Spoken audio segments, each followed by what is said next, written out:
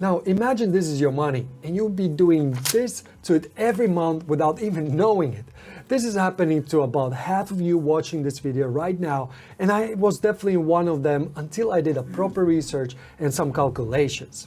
Hello finance people, my name is Robert and I'll share with you how cars keep you poor in Europe and why it's one of the top threats to your finance that not that many talk about. So a few weeks ago I decided that I'm ready to get a car. I live in the suburbs and it would be really nice to have a more convenient way to move around.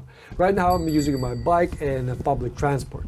So as a numbers guy and a spreadsheet enthusiast, I sat down to calculate the true cost of owning a car. But what I found out is quite shocking actually. So let's take a look together at my findings. So this is the true cost of owning a car spreadsheet that I made. It's quite simple, but what you can start doing here is, for example, if you're buying a new car, you could enter here the price for the car. So let's say here, 15,000.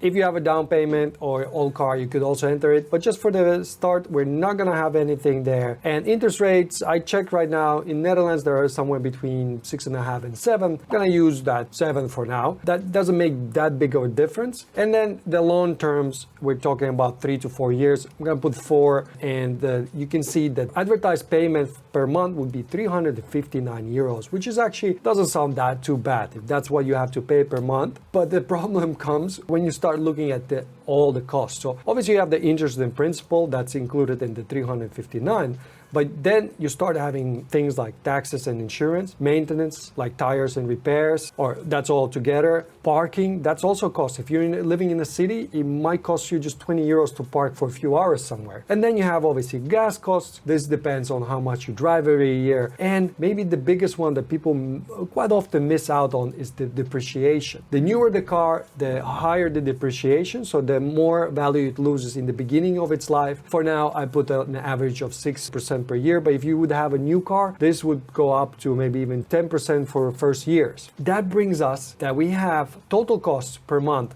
683 euros for a 15,000 euro car. So we went from 359 to 683, almost double. This is crazy to me. And once I did all these calculations and I just wanted to calculate, okay, if I own this car for the next 4 years, how much it's gonna actually cost me. Here you go. So I'm gonna pay in total 32,000 for the car, 15,000 car, remember. Now I'll have some money to spend, obviously, because the car will have some value. It will be depreciated, but it will have some value. So once I sell it, I've spent 21,000 euros on a 15,000 euro car throughout 4 years. And imagine if this goes higher, if you change this car every 4 years, that means in 10 years, you'll spend what? 90, 100K just on a car, which is to me is insane. And the thing is, okay, maybe you say 15 is too much, I have another car, but even in that case, let's say I have a car or a down payment of 7,500, which is like half of the price, it still brings you that you need to pay 500 per month, because in the end, you still have same costs. You have the tax, you have the maintenance, and you have the depreciation, even if the car costs less. And if you take a look a bit lower here, you have also the car costs,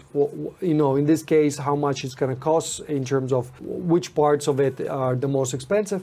You see that the interest in principal is actually not that bad if you have a small amount, but all the other costs, they just add up. And think about it, 500 euros for a pretty old car, and you gave something else in exchange. Let's make it easier. 2,500, that's your average income.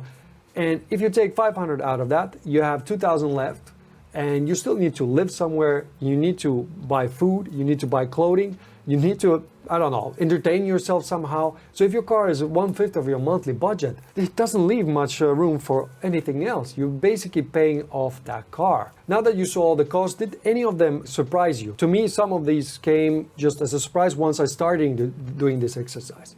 And by the way, if you want this sheet, just go in the video description and grab it from there. I'll put a link there so you can also use this. Look, I'm not here to tell you cars are bad and that you shouldn't get one. I consider myself a car guy, but when I looked at the numbers, it made me really think. So I just want you to be aware of what you're giving up just to drive a nice car. In the end, in finances, as in life, it's all about trade-offs. By spending your money on a car, you are not spending it on something else. Think about what you could do with the money, even if you could save half of that money that you would spend on a car. What can you do with extra 3 to 5,000 euros a year?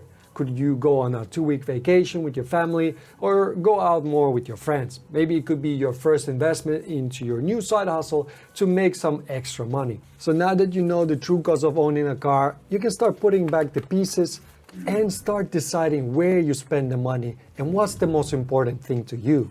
And if you decided to go ahead and buy a car, then you need to know how much you can afford to pay for it, because otherwise you might be just working hard to pay for the car. That's why you should watch this video next, where I'll explain how much car can you afford in Europe based on different income levels.